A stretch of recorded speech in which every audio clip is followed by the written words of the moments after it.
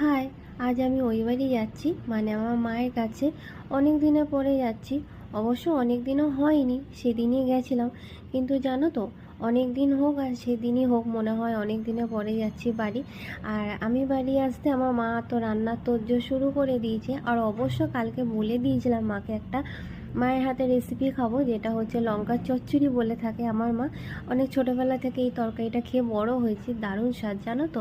তো দুপুরবেলা খেয়ে দিয়ে একটু শুয়ে পড়েছিলাম, আর মা দিয়েছিল রোদ থেকে গরম গরম কম্বল, আর গায়ে একটা চাদরও দিয়েছিল। দুপুরবেলা ঘুমটা ভালোই হয়েছিল। তারপর ঘুম থেকে উঠে দেখি মা এখানে পিঠে করছে, মানে পাটিসাপটা।